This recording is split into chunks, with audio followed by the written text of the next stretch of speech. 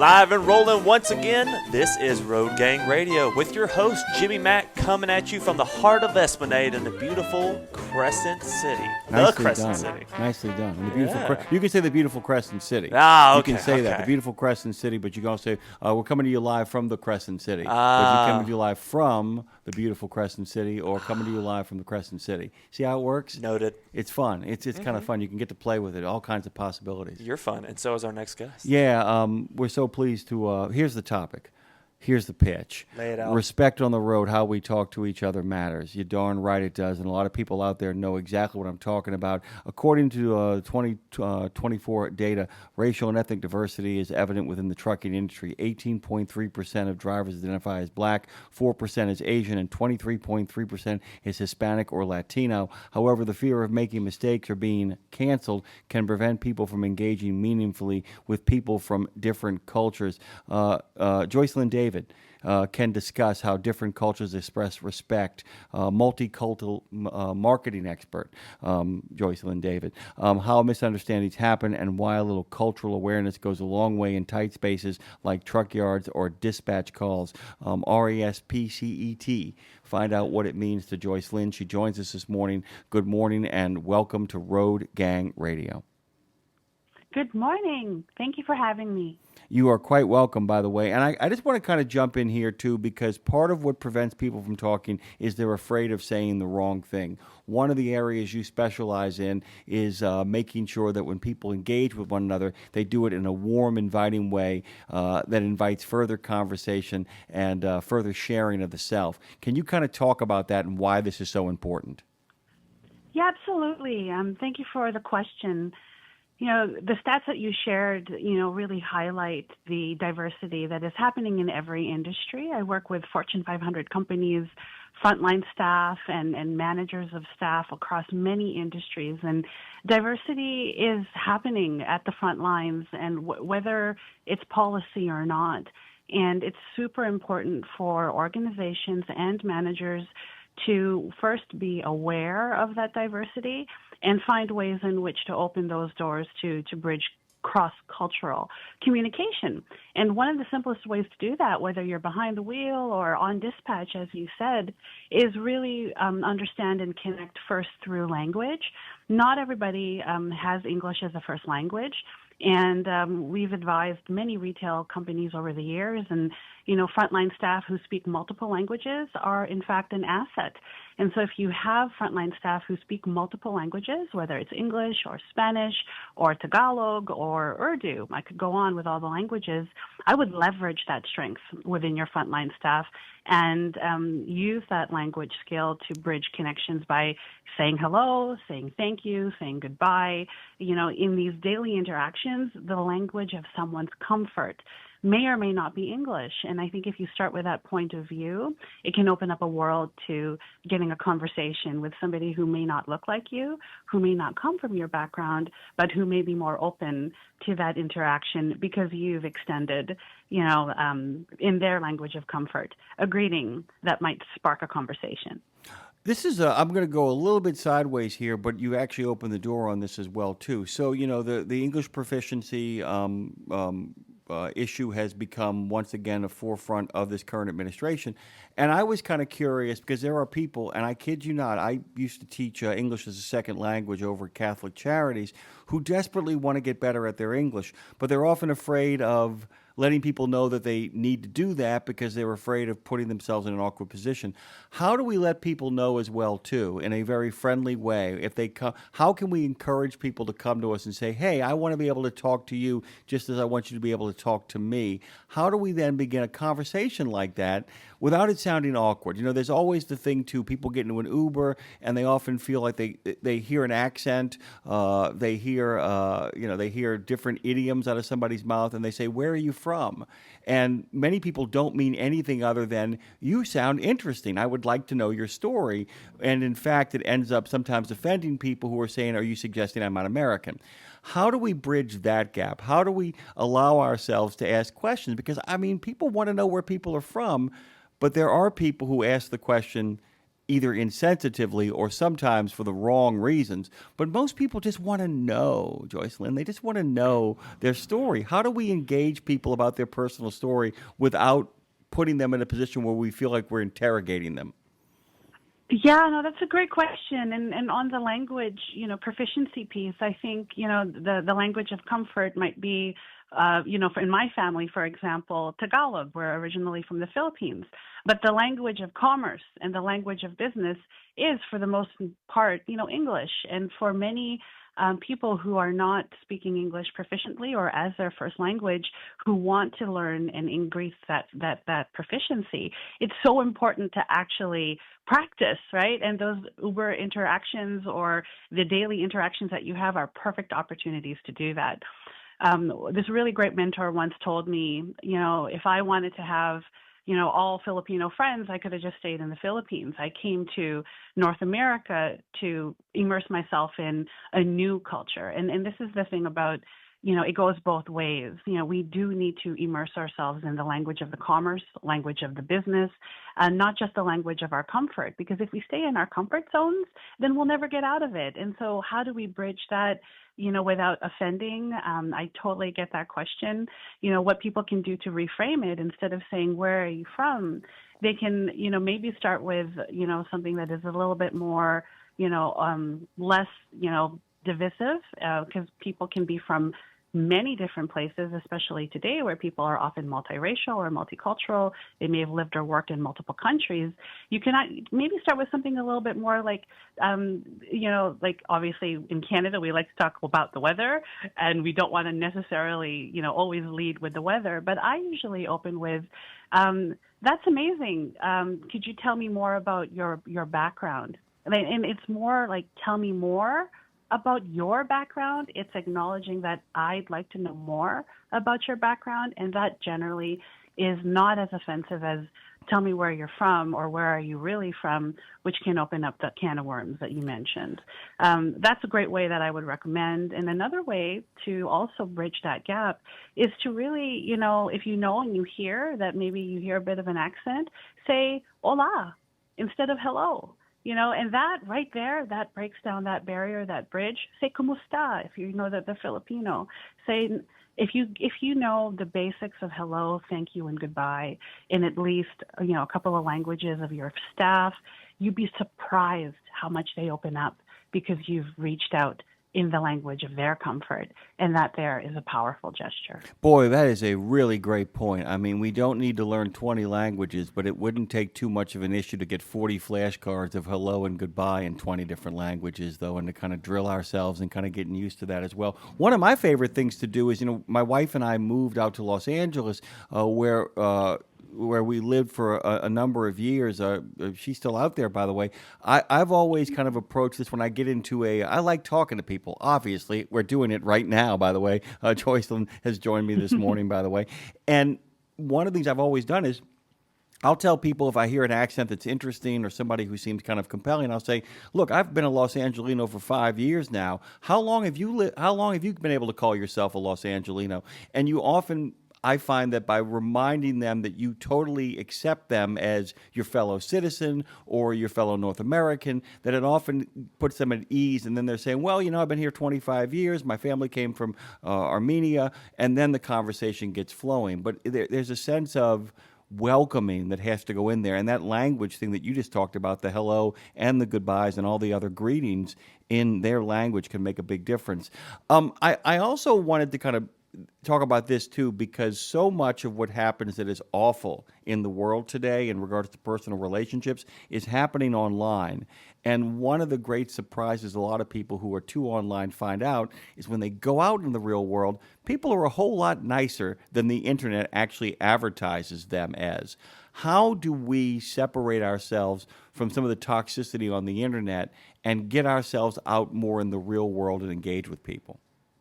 I love that question. In the book I wrote, the multicultural mindset, it's my first book. It's published with Advantage. I really frame 20 years worth of what I've learned in boardrooms, in festivals and working in the community as a woman of color in North America. And the framework is 100% rooted in getting off online channels and immersing in culture in real life. And the framework for me that has been my formula to success as a business owner, as a manager, as a leader, has been rooted in immersing in culture and immersing in culture in everyday ways that can build, literally synapses and connections that you cannot replicate by scrolling or liking on a platform, today on social media.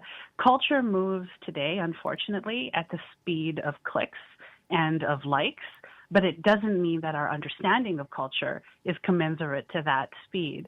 I advocate in the multicultural mindset to actually slow down and immerse in culture with all of your senses. So what does that look like? So for example, you mentioned your wife's out in Los Angeles. So maybe you go explore a new neighborhood, like, I don't know, historic Little Manila, or historic Little Italy. Koreatown is a great example. Koreatown, Great example, yeah. And you immerse yourself in a community by meeting the business owners, by trying the food, by going to local festival. If everyone only stayed in their own enclave or in their own community, we would forever be segregated and forever, only see the world through our lenses. What I try to advocate for, which is difficult in today's society because we're all creatures of comfort, right? I'm comfortable with my Filipino food. Do I want to try something else and go to a neighborhood that is completely foreign to me? The point is, it's supposed to be uncomfortable, and we want to encourage people to get past that discomfort because that's where true cultural bridges and cultural understanding can happen. And as someone who's worked globally across borders, I can definitely attest with the stories that I share in the book that the greatest learnings happen at the intersection of cultural discomfort, but the discomfort leads to learning. And if you open yourself to that, whether you're in dispatch or on the road, try a different place, try a different neighborhood, open up and try. You'd be surprised how much further you can learn by not just, going on Google Maps or online. And so I'm a big advocate, and maybe this is my age showing, for telling young kids, especially millennials and Gen Zs who work for me, you're never going to get ahead working at home in your Lululemon pants or yoga pants. You need to get out into the world and serve that coffee or drink that coffee with somebody across the table who may not look like you, who may not speak like you, and that's the point. Start there, and you'd be surprised how deep that immersion can go. And that's my desire in sharing the framework in the book. Well, and the other thing is, too, is you talk about the discomfort. My producer and I, we are, we're big into physical fitness. I mean, we're not bros or anything like that, but we also believe in kind of taking care of ourselves. And, I would tell younger people all the time, it's like, look, you work out all the time. You know what muscle fatigue feels like. I hate to say no pain, no gain, but you need to feel a little bit of discomfort. I mean, anybody that's actually lifted weights and gone up in their weight category knows that the muscles are sore after they've tried something new. But that's an important process. Guys, if you're just joining us, Joycelyn David is the author of Respect on the Road, How We Talk to Each Other Matters. By the way, is one of the leading thinkers in marketing, period, in North America. It's a marketing background that has spanned 20 years at numerous global organizations. She's a big picture thinker who brings her signature anything's possible approach to every single strategic challenge. I wanted to share this with you because I also wanted to talk to you about having people out there on the road recognizing when culture is changing. There is a wonderful community in New Orleans East. The Vietnamese, when at the end of the Vietnam War, a number of Vietnamese communities relocated to southeast Louisiana. There is a shrimp boat community that actually located out there in the swamp area of New Orleans East. Wonderful little area called Little Vietnam.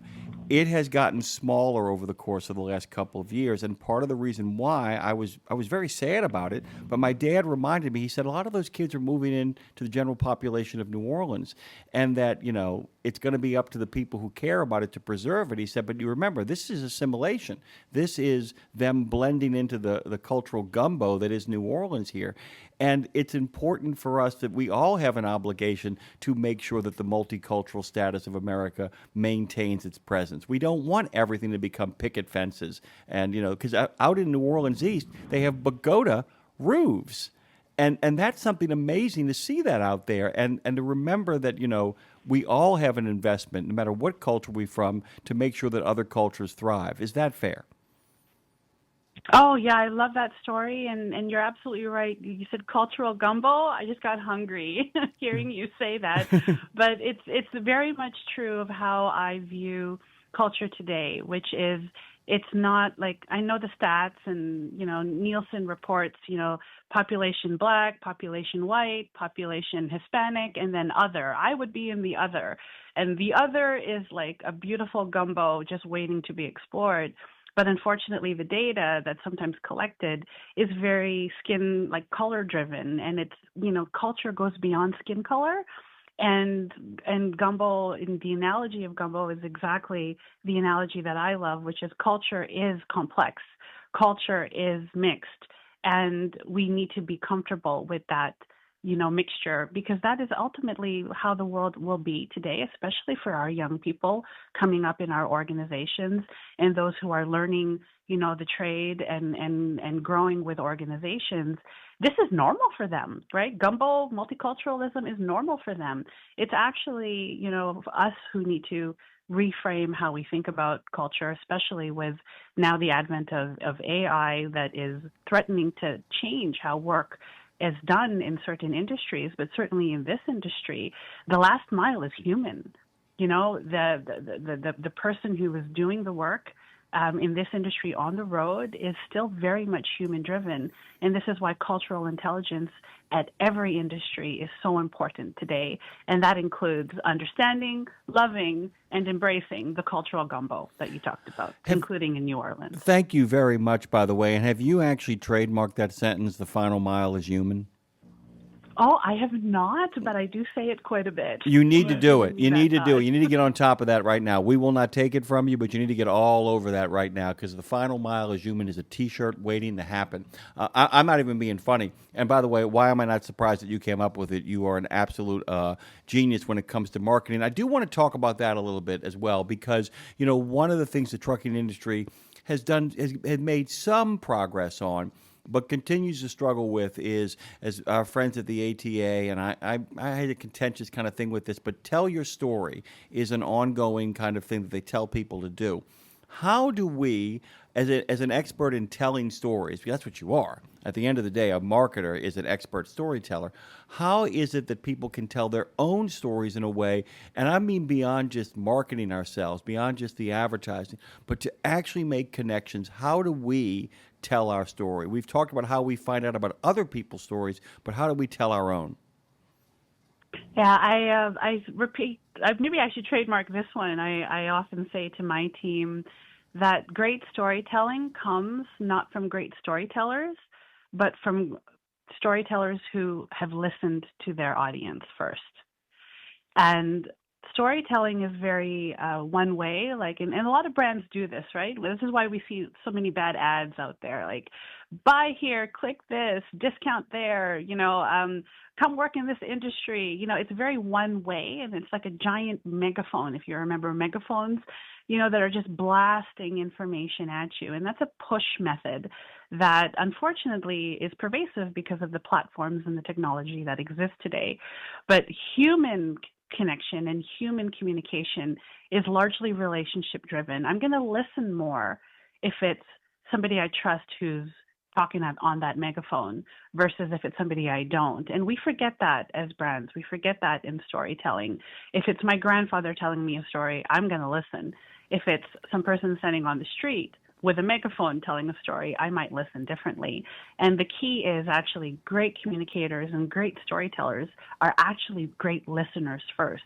And they place themselves in the position of humility first to be able to listen with empathy and intent to understand what is the need of the audience, that I can now turn my story to address a solution to meet their need.